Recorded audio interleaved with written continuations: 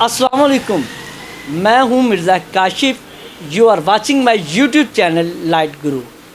आज हम मौजूद हैं हकीम हशमत हसन के साथ। आइए उनसे बात करते हैं। जी अस्सलाम वालेकुम। बिस्मिल्लाहिर्रहमानिर्रहीम। वालेकुम अस्सलाम।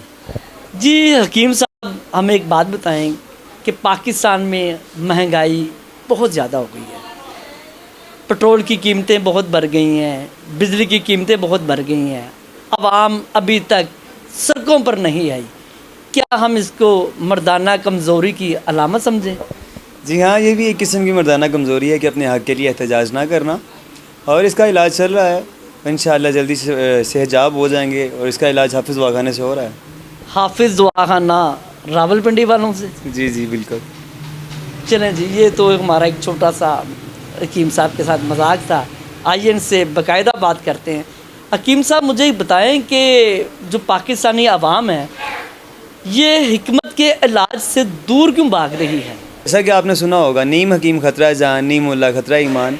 ये मामला सिर्फ जो है अताई हकीमों की वजह से हैं, और कुछ लोग तो नस्ल दर नस्ल काम कर रहे हैं। जिस तरह मैं हिकमत से हूँ, मेरे वालिद जान हिकमत से हैं, मेरे दादा जान हिकमत से थे, और उनके आबाओजादी हिकमत से रिलेटेड हैं, और ये नस्ल दर नस्ल सिलसिला चल रहा है। और हमारे तो पेशेंट भी नस्ल दर नस्ल आते हैं कि आज पहले दादा ने इलाज करवाया, बेटे ने भी करवाया, और पोते भी हमारे पास इलाज के लिए आ रहे हैं, और अच्छा, नस्ल दर मुझे नस्ल सिलसिला ये चल रहा है। बताएं कि जो आपके दादा ने से इलाज कराया है वो भी नहीं ठीक हुए, जो आपके वालिद साहब से इलाज कराया है वो भी अभी तक बीमार है कि मामला ये है कि हमारे पास जो एक दफ़ा आके बैठता है वो हमारा होके ही रह जाता है। मामला है कि वो सेहजाब होता है तो दोबारा हमारे पास आता है, और कोई भी मरीज़ दोबारा किसी दुकान पे तभी आता है या किसी दवाखाने पे तब आएगा जब उसको शिफा मिलेगी, वरना वो दवाखाने पे नहीं आते।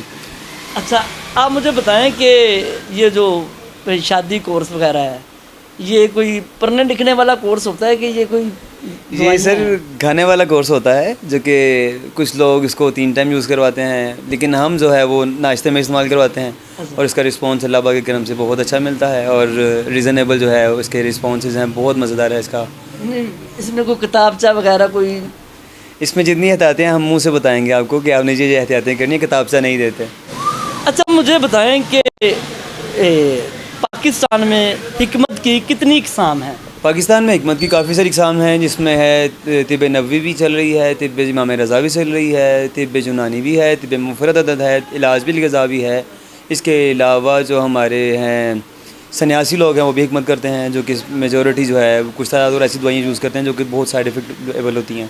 साइड इफ़ेक्ट होते हैं उन दवाइयों में जो सन्यासी करते हैं? बिल्कुल। मसलन वो जो सांडे के तेल वालों की बात कर रहे हैं, वो मजमे लगाने वालों की। जी जी, आप समझ गए हैं मेरी बात को।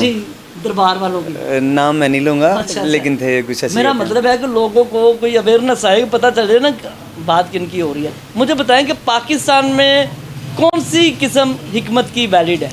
पाकिस्तान के अंदर जो गवर्नमेंट ऑफ पाकिस्तान मानती है वो हिकमत की किस्म है तिब यूनानी, जिसके फाजिल को फाजिल तिब जराहत कहा जाता है। और ये जो हर्बल है ये जड़ी बूटियों से बनने वाली दवाओं को कहते हैं? जी जी बिल्कुल, हर्बल वही होता है जो ग्रीनरी से और मतलब बिल्कुल फ्रेश चीज़ों से बनाई जाती है। अच्छा, मुझे बताएं कि आपका जो हिकमत खाना है वो तो नारोवाल से, लाहौर में दवाखाना बनाने का क्या आइडिया था? आइडिया ये था कि हमारे बहुत से पेशेंट ऐसे हैं जो कि लाहौर से स्पेशली एक वक्त मिलने के लिए हमें जाते हैं वहाँ पे, और हमसे वहाँ पे मेडिसिन लेने के लिए जाते हैं, लेकिन उनको भी दोबारा आना, जो मुआशरती हालात में सफ़र करना, थकावट, ये वो सारे मसाइल की वजह से फिर हमने अपनी दुकान की सेकंड ब्रांच लाहौर में बनाई है ताकि उनके लिए आसानी फराहम हो सके। अच्छा, लाहौर में ब्रांच बनाए हुए कितनी देर हो गई आपको? मुझे लाहौर में ब्रांच बनाए हुए 2 साल, कोई 2 महीने के करीब हो चुके हैं।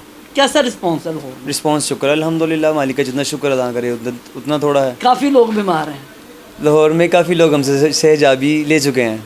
अच्छा, मसलन कि हर जगह पे हम प्रोडक्शन और डिमांड के मुताबिक ही कारोबार करते हैं, जिस जगह पे हम देखते हैं कि यहाँ पे मरीज़ ज़्यादा हैं। लेकिन मैं आपको ये बताना चाहता हूँ कि लाहौर के अंदर हो चाहे दुनिया के किस मर्जी कोने में, स्पेशली लाहौर की बात करूँ तो हर 98%, 95 to 98% लोग जो हैं वो मैदे के मसाइल में गिरफ़्तार हैं, जो कि हर मसले का वजह है। और जो आपने स्टार्टिंग पॉइंट पे जो क्वेश्चन किया नामर्दी का, और उसकी वजह भी ये लाहौर की डाइट ही है। आपको ना यहाँ पे दूध फ्राम अच्छा मिलता है, ना खुराक अच्छी मिलती है, ना रोटी मिलती है। कौन सी ऐसी चीज़ है, ना ही आपको हवा अच्छी मिलती है। अच्छा, कौन सी चीज़ है जिस पे आप दावा कर सकते हो कि हमें यहाँ पे अच्छी मिलती है, और रिज़्क़ के अलावा और कोई चीज़ नहीं है यहाँ पे? तो आपने बड़ी अजीब सी बात की है, जिंदा दिलाने लाहौर को हवा भी नहीं मिलती? बिल्कुल नहीं मिलती है हवा, क्योंकि आप देखेंगे बाहर रोड पे निकले हर घर में 4-4 बाइक्स हैं, तो धुआं किधर जाता है? वो आपके फेफड़ों में ही जाता है। اچھا آپ کے کہنے کا مقصد ہے کہ زندہ دلانے لاہور کی ہوا بھی خراب ہے؟ جی بالکل، میرا مقصد یہی ہے، نہ آپ کے پاس ہوا ہے، نہ صاف پانی بھی ہے، اور نہ ہی آپ کے پاس کوئی خوراک میں اچھی چیز موجود ہے، کیونکہ آپ جو لے رہے ہیں، جو اسپیشلی صبح ناشتے میں نان کھائے جا رہے ہیں، تندور سے جو روٹی آ رہی ہے، اس میں ٹوٹلی جو ہے نا ویسٹ مٹیریل ہی آپ کے اندر کریٹ ہو رہے ہیں۔ یہ جو بات ہے نا یہ ایک دھمکی ہے، آپ جانتے ہیں اس کو؟ تو اصل کہتے ہیں، میں اور تیری بڑی ہوا خراب ہوئی ہوئی ہے۔ نہیں، میری دھمکی نہیں، یہ میری جو ہے ایک مشورہ بھی ہے اچھا۔ کہ ویکینڈ پہ آپ باہر نکلیں، کم از کم فریش ایئر لیں، آپ کو پتہ چلے کہ فریش ایئر کہاں پہ ملتی ہے۔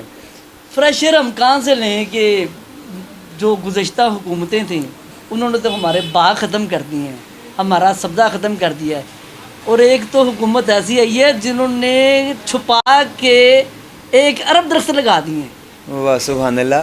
معاملہ یہ ہے کہ آپ ان 1 ارب درختوں کو چھوڑ دو، ہاں۔ آپ ایسا کریں کہ آپ سیر و فلرس، جو قرآن مجید میں اللہ پاک کا حکم ہے ہاں کہ جی۔ سیر و فلرس، کہ دنیا کی سیر کرو، زمین کی سیر کرو، اس کے لیے نکلیں باہر۔ اور ویسے بھی جہاں پہ یہ بات آپ نے کی ہے یا میں نے کی ہے کہ زندہ دلانے لاہور کی ہوا خراب ہے، وہاں پہ زندہ دلانے لاہور اس ٹائم پہ نتھیا گلی اور سوات اور جگہ جگہ پہ سیر کرنے کے لیے جاتے ہیں۔ پٹرول تو پوا دے، گڈی میں منگوانی ہے۔ اب پیٹرول کی بات بھی ختم ہے اور گاڑی کی بات بھی ختم ہے، کیونکہ گاڑیاں بھی بہت مہنگی ہو چکی ہیں اور پیٹرول بھی بہت نہیں، مہنگا گڈی ہے۔ تو ساڈے کول ہی ہے، تو تسی پٹرول پواؤ تے اسی نتھیا گلی ہوواਂگے۔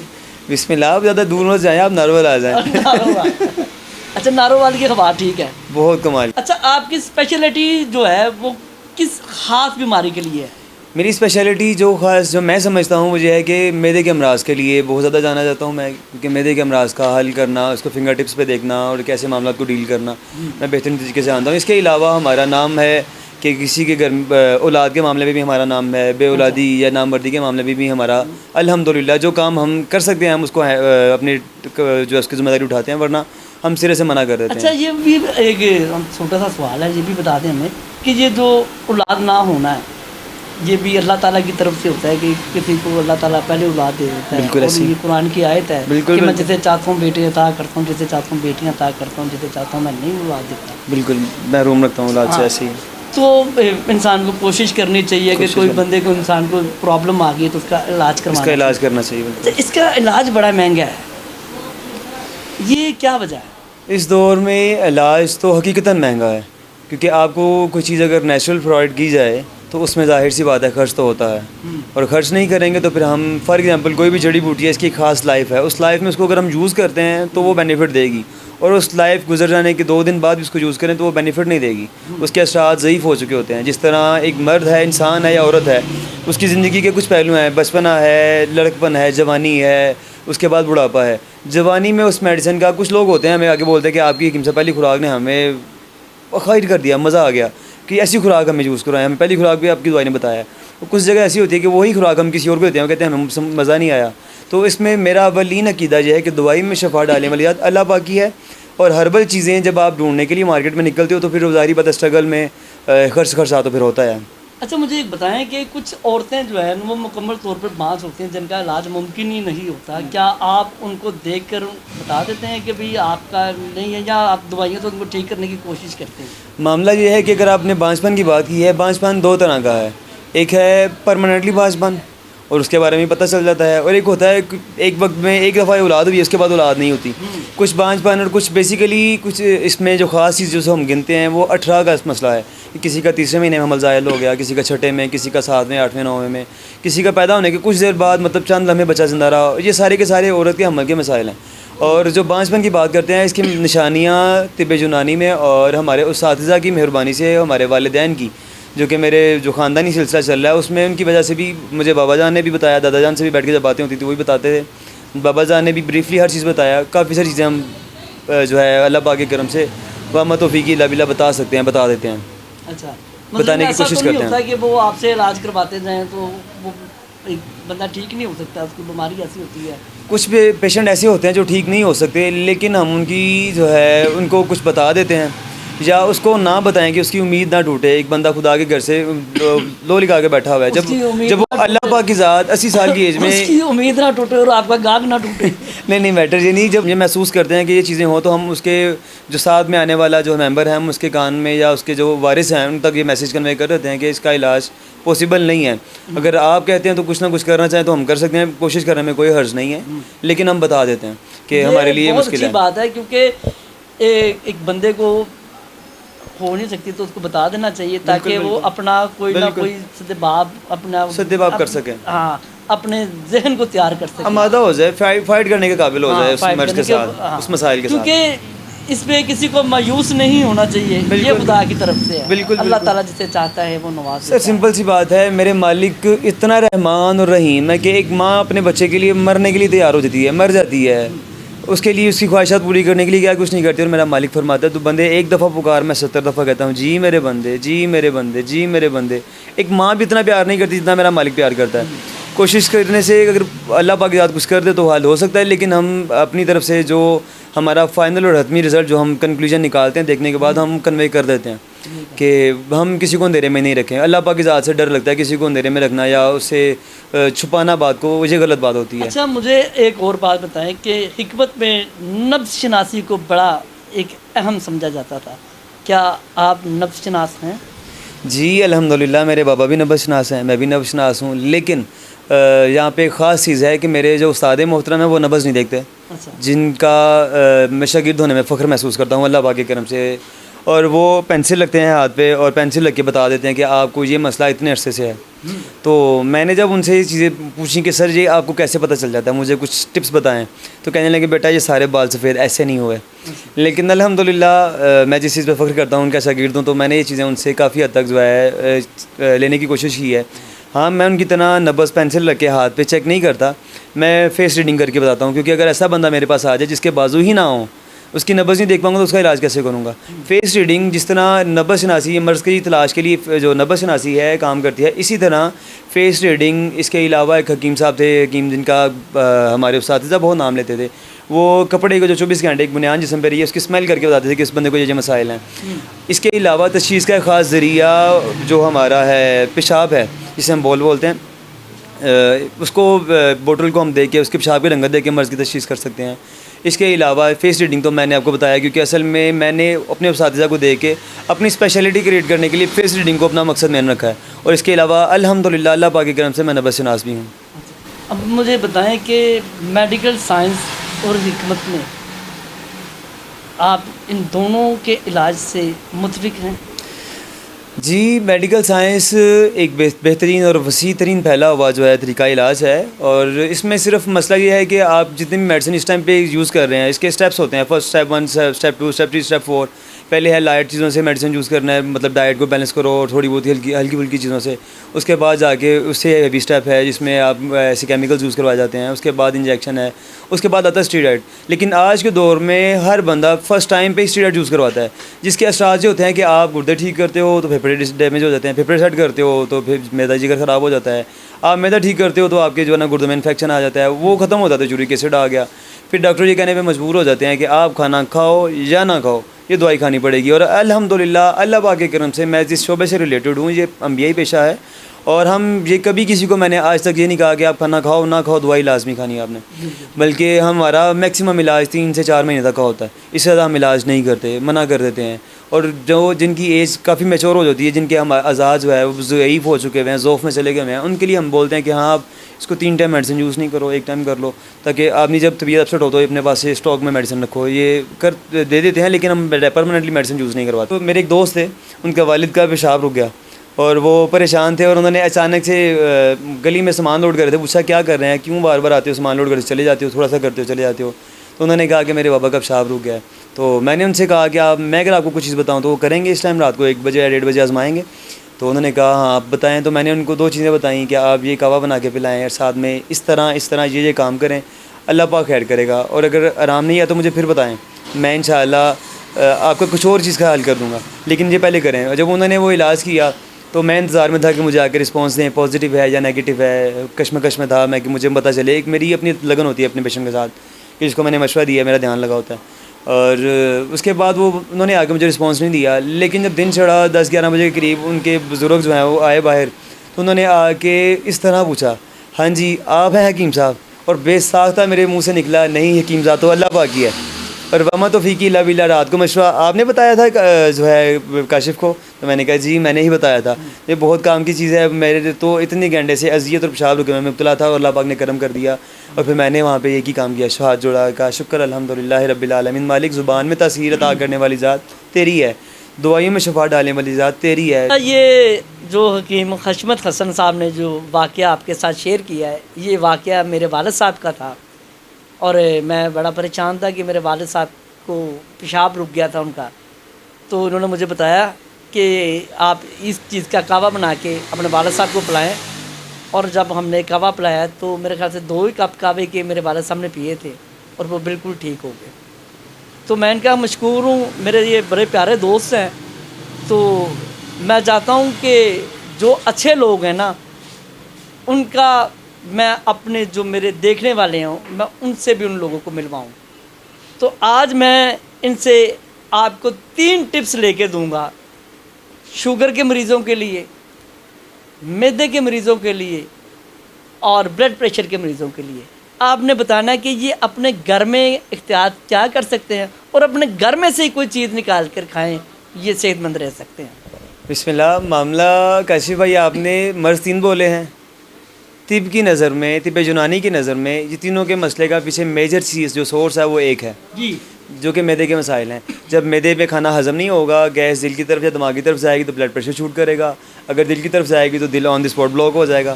اور اگر یہی ہمارا جب خوراک کی طرح ہضم نہیں ہوگی تو ہمارا جو میدا سویل کرے گا, پھر ہمیں میدا پہ سویلنگ آئے گی, میدا سویل کرے گا, وہ سویل کر کے اپنے فارم میں اپنے جو شیپ ہے, اپنا جو ایک مدار ہے جس میں وہ اللہ پاک نے اس کو فٹ کیا ہوا ہے, جب اس میں وہ پھیل جائے گا, پھولے گا, تو وہ اپنا جو پریشر کریٹ کرے گا لبلبا کے اوپر جو ہماری آنتوں میں موجود ہے. تو لبلبے کا منہ جب بلاک ہو جائے گا تو پھر ہمیں جو مسئلہ آئے گا وہ ہو جائے گا, شوگر کا ایشو آ جائے گا. تو ان ساری چیزوں کے لیے جو بہترین حل ہے, آپ اپنا ناشتہ بدل دیں. آپ اپنے صرف ناشتے کو بدلیں, اور آپ سارے مسائل سے جو کہ آپ کی عام روٹین میں کندھوں کی تھکاوٹ ہے, پنڈلیوں کی درد ہے, غصے کا زیادہ آنا, رات کو نیند کا نہ آنا, صبح جلدی آنکھ کا نہ کھلنا, نماز فجر نہ پڑھی جانا, یہ سارے مسائل کا جو ہے حل آپ کو اس چیز میں انشاءاللہ بفضل پنجتن پاک ضرور ملے گا. اس میں 3 چیزیں ہیں. بادام جو ہیں وہ آپ کے پٹھوں کی طاقت کے لیے ہیں, میوہ آپ کے جگر کی اصلاح کے لیے جو کہ رطوبت پیدا کرتا ہے, اور جو ہے دودھ وہ آپ کے معدے کے لیے خالص غذا ہے, اور ایسی صالح غذا ہے جو اللہ پاک کی ذات نے شکم مادر سے نکلتے ہوئے بچے کو, جس کا ذمہ داری اس نے خود اٹھائی ہوئی ہے, اس کے لیے اس نے وہ دودھ رکھا ہوا ہے. اور یہ دودھ جو پیتے ہیں اس کو نہ کیلشیم کی کمی ہوگی, نہ ان کی ہڈیاں کمزور ہوں گی, نہ ہی وہ ٹی وی کی طرف جائیں گے, نہ کھانسی کی طرف جائیں گے, باقی سارے معاملات سے دور رہیں گے. اور ٹپس کی بات کریں تو سب سے خاص چیز ونس اگین, اگر آپ کو شکایت قبض کی آ رہی ہے تو صبح ناشتے میں کم از کم 1 پاؤ سے 1.5 پاؤ مربع گاجر کا, ساتھ میں دودھ کا گلاس نیم گرم. اور اگر آپ کو جلن کے مسائل آ رہے ہیں, معدے سے زیادہ سویلنگ ہے, تو آپ کم از کم 5 سے 6 کیوب مربع ادرک کا یوز کریں, اس کے بعد نیم گرم دودھ پی لیں. اگر آپ کو قبض کی شکایت زیادہ شدید ہے تو آپ 1 پاؤ گلقند لے لیں, اس کے بعد دودھ پی لیں. آپ کا ناشتہ ہی آپ کے سارا دن آپ کو بہترین رکھے گا, اور انشاءاللہ بفضل خدا بفضل پنجتن پاک اللہ پاک خیر ضرور کرے گا, آپ کو ضرور رسپانس ملے گا. اچھا, یہ آپ نے بالکل ٹھیک کہا, یہ جو آپ نے چیزیں بتائی ہیں یہ کھانی چاہیے, ٹھیک ہے, یہ بالکل لوگ کھائیں گے. آپ ان لوگوں کے لیے پہلے دعا کریں کہ ان کے حالات بہتر ہوں تاکہ یہ چیزیں خرید سکیں, کیونکہ جب تک یہ چیزیں خریدیں گے نہیں تو کھائیں گے کہاں سے. آپ نے بڑے مہنگے ان کو ناشتے بتا دیے ہیں. میں آپ کو یہ اوپنلی بتا دیتا ہوں کہ اگر آپ 1 پاؤ بادام کی کھیر لے آئیں, 1 پاؤ میوہ لے آئیں, اور ہر مہینے پورے ہفتے کی بات کروں تو پورے ہفتے میں 2.5 کے جی جو ہے نا وہ دودھ جو ہے وہ لے لیں, تو آپ کے پورے ہفتے کا ناشتہ ہوگا. اور آپ باہر سے بھجے کے چنے لے لیں, پاوے لے لیں, آپ کسی کے جو ہے نا وہ چھوٹے گوشت کے ناشتے کر لیں, ان سب سے سستا ترین ناشتہ ہے یہ. یقین مانیں بہترین ناشتہ ہے, بے ضرر ناشتہ ہے, اور کچھ پانے کے لیے کچھ کھونا پڑتا ہے. اگر آپ اپنی صرف مائنڈ بنائیں, اور آپ یقیناً مجھے اس لیے بھی دعا میں یاد رکھیں گے کہ آپ باقی معاملے سے یہ سستا ناشتہ ہے. جب آپ نے 20 بادام کی گنی لینی ہے تو آپ کا ود فیملی 50 جو ہے نا 600 روپے کی بادام کی گنی کے ساتھ پورا جو ہے وہ گزرے گا, 8 دن گزر جائیں گے. 250 روپے کے میوے کے ساتھ آپ کے 8 دن گزر جائیں گے. اور دودھ اگر آپ میں فیملی میں 4 ممبر ہیں تو آپ کا بڑی 1.5 کلو دودھ ڈیلی بیس پہ لگ جائے گا, تو آپ کا ناشتہ کمپلیٹ ہو جائے گا. اس سے کیا ہوگا, اس میں آپ نے جب ناشتہ کرنا ہے اس کے 6 گھنٹے تک آپ صرف پانی پی سکتے ہو اور کوئی اور چیز نہیں کھانی. اور اپنے کھانے کا ٹائم فکس کریں, ایک کھانے سے دوسرے کھانے کے درمیان میں وقفہ کم از کم 6 گھنٹے کا ہونا چاہیے. اور اس دوران میں کوئی چنا پیش کرے، ایون کہ چنے کا دانہ ہم کھانے سے منع کرتے ہیں، زبان پہ رنگ نہیں رکھ سکتے، کیونکہ وہ رکھیں گے تو آپ کا میدا دوبارہ ورکنگ کنڈیشن میں آ جائے گا. اس کو پونا گھنٹہ اپنی ورکنگ کرنی ہے، اس کے بعد اس نے چھوڑنا ہے اس کو، پھر اس کی لسی تیار ہوگی جو آنکھیں آنتوں میں جائے گی اور وہاں سے چیزیں سک ہوں گی. آپ نے ایک دانہ چک تو لیا، میدا دوبارہ سٹارٹ ہو گیا. یہ سارے معاملات سے بہتر رکھیں، اپنی ڈائٹ کا دھیان کریں، اور باقی سارے معاملات سے آپ دن میں جو مرضی کھائیں، کیونکہ جیسا دور ہے آج کل کے بچے فاسٹ فوڈ کے بغیر نہیں رہتے، لیکن ہم منع کرتے ہیں. آپ کے مسائل جو ہیں وہ جانتے ہیں ہم، اور میں بھی جانتا ہوں، کیونکہ اس دور حاضر میں سب سے آسانی سے جو چیز لے کے کھائی جا سکتی ہے وہ فاسٹ فوڈ ہے. لیکن نامردی کے مسائل جو آ رہے ہیں اس کے پیچھے بھی اچھا خاصا رول فاسٹ فوڈ کا ہے، اور اس چیز کو آپ بھی اور میں بھی چاہ کے بھی فراموش نہیں کر سکتے. بالکل ایسا ہی ہے، بالکل نہیں کر سکتے. اچھا جی، آپ کا بہت شکریہ، آپ نے ہماری آڈینس کو کافی چیزیں بتائی ہیں، علاج کے بارے میں بھی بتایا ہے. اگر کوئی ہمارا یہ ویڈیو دیکھ کر آپ کے پاس علاج کے لیے آئے تو آپ اس کو کتنے % ڈسکاؤنٹ کریں گے؟ ہمارا بیسیکلی سلسلہ جو ہے یہ ایسا ہے کہ ایک درویشی سلسلہ ہے. مطلب ہم نے بیسیکلی باکس نہیں لگایا ہوا، لیکن میں اتنا ضرور کہوں گا کہ باقی حکما کی نسبت میں الحمدللہ بہت زیادہ رینج میں آنے والا حکیم ہوں. ابھی کیونکہ میرے بچے چھوٹے ہیں اور میری ضروریات کم ہیں، اس لیے میں زیادہ مسائل جو ہے نا وہ لوگ ابھی میں نے نئے خواب نہیں بنائے ہوئے. میں نے پراڈو گاڑی کا بھی فی الحال نہیں سوچا ہوا. میرے پاس مہران ہے تو سو گزارا چل رہا ہے. میرے پاس ایک کیری ڈبا ہے، کام چل رہا ہے. دو گاڑیاں ماشاء اللہ. اس لیے میں یہ بھی آپ نے بنائی ہوئی ہے. لیکن الحمدللہ اگر بنانے کی بات کریں تو میں پراڈو بناتا تو میں کہتا کہ ہاں یہ چیز ہے. لیکن الحمدللہ اللہ پاک کے کرم سے ہم سارے مسائل کا حل اور بہت رینج میں رہ کے کروں گا انشاءاللہ. اور میں خدمت کا جذبہ رکھتا ہوں، یہ اللہ پاک کی ذات نے اس خدمت کا صلہ ہی مجھے عطا کیا ہوا ہے. اور حقیقتاً ہمارا مین مقصد ہے، اور کچھ ایسے لوگ ہیں جو کہ بالکل سفید پوش ہیں، وہ آپ کے اس ویڈیو کے تعاون سے آئیں، یا چاہے کسی بھی چھپ چھپا کے تعاون کسی لفظ سے میرے پاس آ جائیں اور آ کے اتنا بتائیں کہ میں اس قابل نہیں ہوں کہ میں علاج کرا سکوں، اور الحمدللہ ہم ان کو بھی سروس دیں گے. اسکرین پہ جو نمبر چل رہا ہے اس نمبر پہ فون کر کے آپ اسپیشل اپوائنٹمنٹ بھی لے سکتے ہیں. ان کے دوا خانے کا جو ایڈریس ہے وہ دلی دروازے سے جب آپ اندر آتے ہیں تو آگے مسجد وزیر خان ہے، جہاں پہ مسجد وزیر خان ختم ہوتی ہے تو روڈ ٹرن ہوتا ہے، اسی روڈ پر ان کا دوا خانہ ہے، باغ علی دوا خانہ. 2 بجے سے لے کے رات کو 10 بجے تک وہاں پہ موجود ہوتے ہیں. فون نمبر ہماری اسکرین پر موجود ہے. آپ گھر سے فون کر کے بھی اپنے بیماری کے متعلق انہیں بتا کے ان سے کوئی مشورہ لے سکتے ہیں. وہ مشورہ بالکل فری ہے، اور یہ آن لائن آپ کو میڈیسن بھی بھیج سکتے ہیں. کیوں جی؟ جی بالکل، ہم آن لائن میڈیسن بھی بھیج سکتے ہیں، اور 24 آور الحمدللہ اویلیبل ہیں. واٹس ایپ پہ ہمارا رابطہ رہے گا، اور انشاءاللہ آپ کا میسیج یوں ہی سنیں گے اور سمجھ کے اس کا جواب انشاءاللہ کریں گے، اور یہ ساری سروسز فری ہیں. جی بہت شکریہ. ناظرین، آپ نے ہمارا آج کا یہ پروگرام دیکھا. اگر آپ کو ہمارا یہ پروگرام پسند آئے تو ہماری ویڈیو کو لائک کیجیے گا، اس کو دوسرے دوستوں تک شیئر کیجیے گا تاکہ کسی اور کا بھی فائدہ ہو سکے. ہمارے چینل کو سبسکرائب کیجیے گا.